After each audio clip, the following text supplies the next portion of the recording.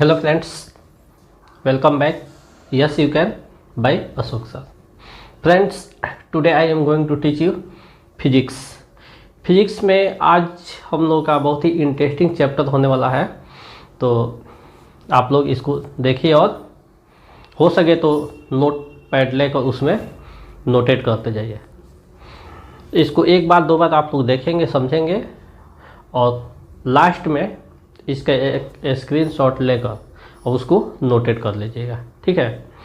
तो अक्सर हम लोग देखते हैं, फर्स्ट क्वेश्चन है, जो करंट होता है, बिजली होता है, उसमें 3 मुंह वाला प्लग होता है। इसका यूज किया जाता है विभिन्न उपकरण में भी हम देखते हैं या बोर्ड में भी देखते हैं होता है। तो 3 मुंह वाला प्लग आप लोग देखे होंगे, हम दिखाते हैं आपको। देखिए यही 3 मुंह वाला प्लग है, 1 2 3। तो ये 2 है, ये बिजली को मतलब सप्लाई देता है, और एक ये क्या करता है, ये अर्थिंग का काम करता है। अर्थिंग का काम, क्या अर्थिंग का? यस, आपने सही सुना। तो यही अर्थिंग का काम करता है।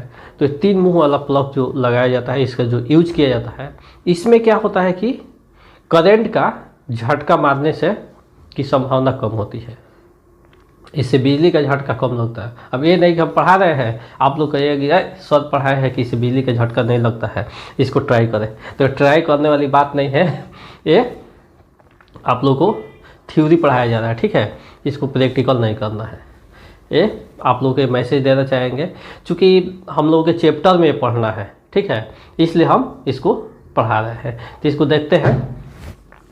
चूँकि 3 मुंह वाले प्लग की सबसे मोटी पिन भूमि से संपर्क बनाए रखता है। जो मोटी पिन उसकी है वो ज़मीन से क्या करती है, संपर्क बनाए रखती है, जिससे बिजली का झटका लगने की संभावना कम होती है। इससे बिजली का झटका क्या होता है, लगने की संभावना बहुत कम होती है। इसलिए डिटो दिए हैं और क्वेश्चनों को फिर लिख देंगे। इसलिए बिजली के उपकरण में 3 मुंह वाला प्लग लगाया जाता है, यूज किया जाता है। क्लियर? नेक्स्ट क्वेश्चन है, बिजली के तार तांबे या एल्युमिनियम का बना होता है क्यों? आजकल तो लोहा और स्टील का भी यूज किया जा रहा है उसके मजबूती के लिए, लेकिन विशेष रूप से इसका तार तांबे और एल्युमिनियम का बनाया जाता है। तो इसका कोई ना कोई रीज़न होगा। आखिर क्या रीज़न हो सकता है, तो देखेंगे। चूँकि तांबे या एल्युमिनियम का प्रतिरोधकता कम होने के कारण ये विद्युत के अच्छे चालक होते हैं। तांबा और एल्युमिनियम का प्रतिरोधकता, यानी वो जब चलता है करंट, तो उसके रास्ते में कम अवरोध पैदा करते हैं तांबा और एल्युमिनियम, यानी कम बिजली खर्च करके ज़्यादा सप्लाई देते हैं, ठीक है। ये विद्युत के अच्छे चालक होते हैं, जिससे कम ऊर्जा खर्च करके ज़्यादा बिजली प्राप्त होती है। इसलिए बिजली के तार या उपकरण में बिजली के तार होता है या उसके डिवाइसेज होते हैं, उपकरण होते हैं, उसमें तांबा, एल्युमिनियम, कॉपर, मैग्नीज इत्यादि का यूज किया जाता है, इत्यादि का उपयोग किया जाता है। क्लियर? जैसे आप लोग देखे होंगे, अक्सर किसान लोग पहले खेतों की निराई पटौनी करते थे, तो उसमें क्या होता था कि एक मशीन चलाया जाता था पानी वाला, और वहाँ से नाली बनी होती थी, वहाँ तक जहाँ तक खेत होता था, और वहाँ तक नाली बनी होती थी, और यहाँ पानी चालू हुआ, कुछ घंटों के बाद से वहाँ पानी पहुँचता था। रास्ते में पूरा पानी अपना सोखता जाता था। उसके बाद से जब ये पूरा भर जाता था तब वहाँ पानी पहुँचता था।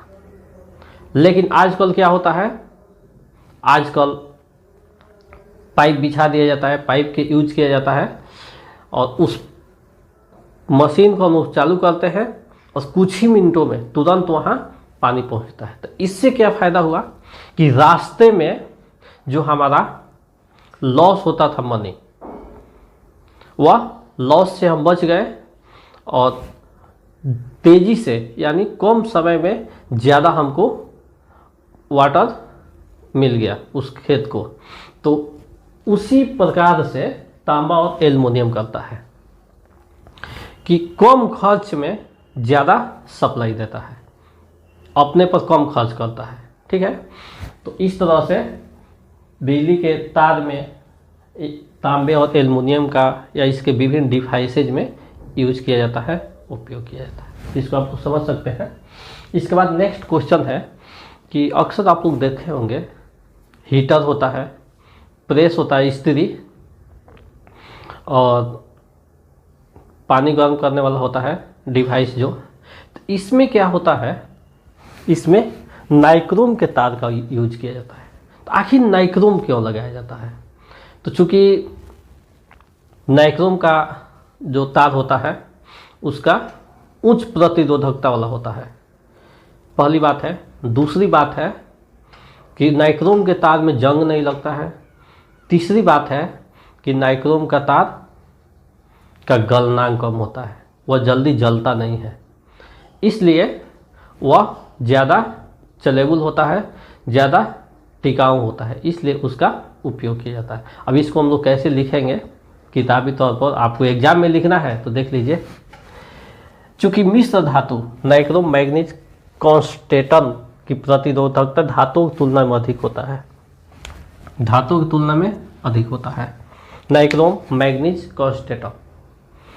कॉन्स्टेंटन ये क्या है? मिश्र धातु है, यानी धातु में कुछ मिलावट करके बनाया गया है ताकि इसमें कुछ विशेष क्वालिटी हो। ठीक है, तथा इनका गलनांक भी काफ़ी उच्च होता है, जिससे इससे बने उपकरण जल्दी खराब नहीं होते हैं और साथ ही इसमें जंग भी नहीं लगता है। इसलिए इस्त्री, और ये इस्त्री मत समझिएगा, कौन इस्त्री? प्रेस वाला इस्त्री, हीटर, टेस्टर आदि में नाइक्रोम के तार का यूज किया जाता है। तो नाइक्रोम का तार विभिन्न डिवाइसेज में हो गया।